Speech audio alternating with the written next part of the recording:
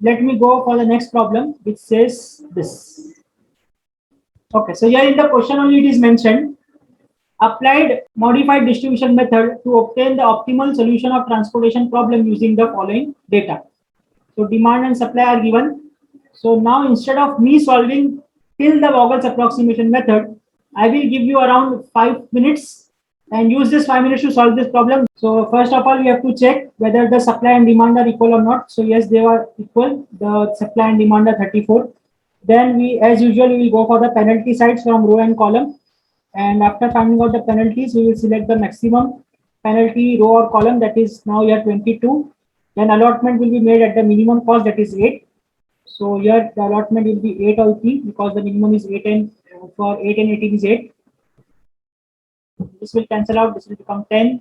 Similarly, if I go for the next penalties, this will be the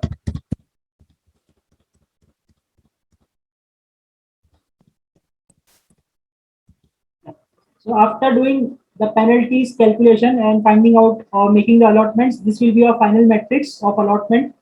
And after final allotment, we have to check for transportation cost or total transportation cost. So total transportation cost will be 19 multiplied by 5 because here at this particular location, 5 units are allocated and the cost per unit was 19. So it will be 19 into 5 plus 10 into 2 plus 40 into 7 plus 8 into 8 plus 20 into 10 plus 60 into 2 and 40 into 7. So if you sum up this all, you will get answer as 779. And this is the initial basic feasible solution. In the question, it was asked to find out the optimum solution by modified distribution method. So we have to also go for optimality check. And for optimality check, the first step is to check the degeneracy of the problem. And to check for degeneracy, we have the equation m plus n minus 1 should be equal to number of allocated cells.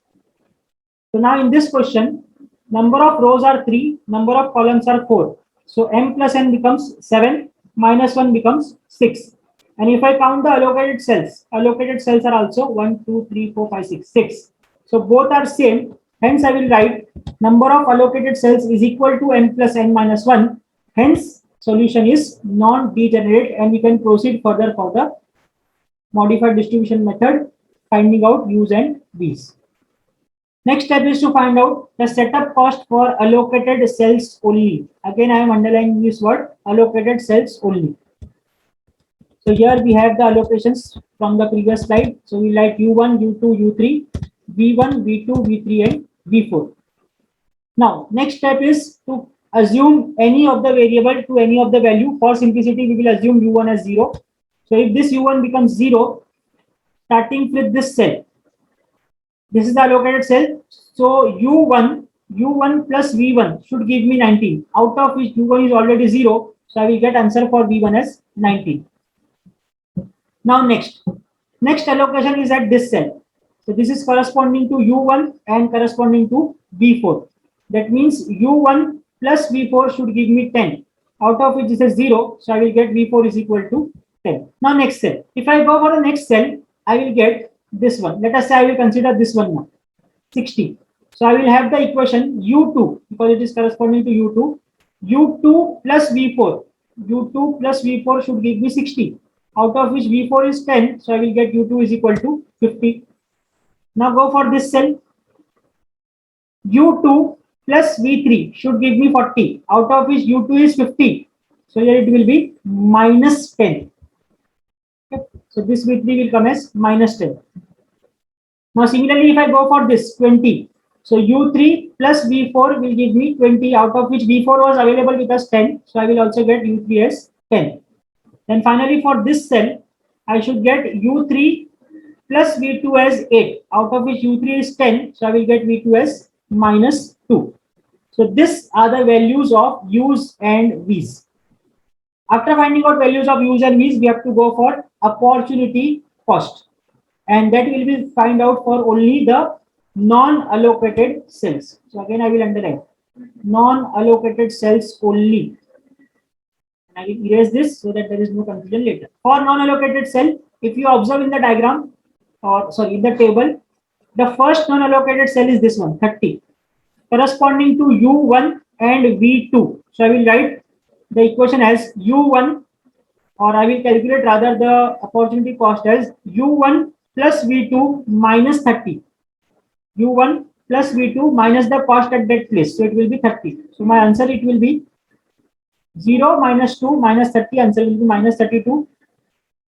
For this cell, delta 1, 3, it will be 0, minus 10, minus 50. So it will be minus 60. So I will write down minus 60 here.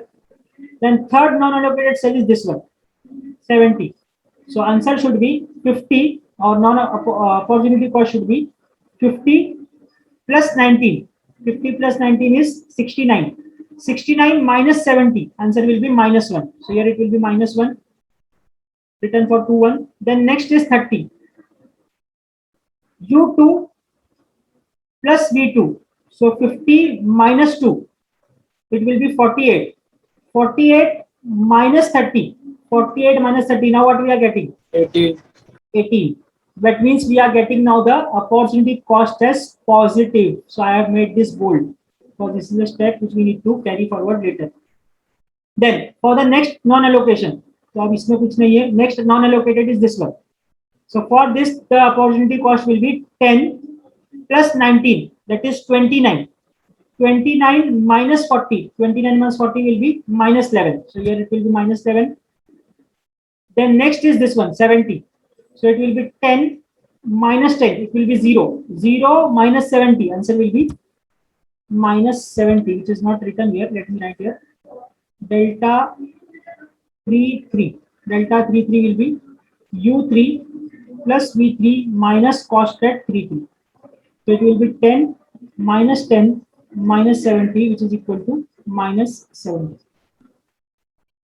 So now, as the value of delta 22 is positive, can I say the answer which I have found out earlier was optimum? No. No. So here I will write here, solution is not optimum. Here you can see that the opportunity is positive. And what does this positive indicate? That देखो आप कितना difference आ जाएगा. What does this 18 indicate? This 18 indicate that if you allocate 1 unit at delta 22, that means at this particular location, 1 unit transportation will give you 18 rupees profit, or it will be reduced in your transportation cost. So 18 rupees of your 1 unit, एक unit पे 18 रुपए मिल रहा है. अगर मैं 50-100 unit वहां पर transport कर दूं, depending on what we do the calculation later, then the cost will reduce drastically. So 1 unit will give you 18. Similarly, on the other side, if you look at this particular part, delta 33, it's giving me minus 70. Minus 70 मतलब अगर मैं गलती से वहां allocate कर दिया, so per unit I have to pay 70 rupees extra. Understood how to conclude from this opportunity cost values? So now, as solution is not optimum, we have to go for optimum solution.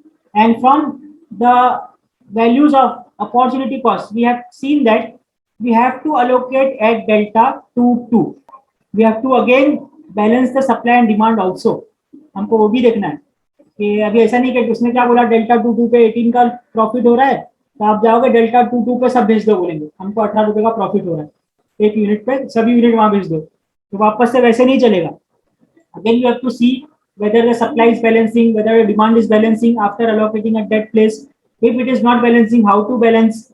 So this is a procedure which we have to see. It's a simple procedure, but there is a procedure for that. So I think today we cannot complete that part. So we will see this in the next class.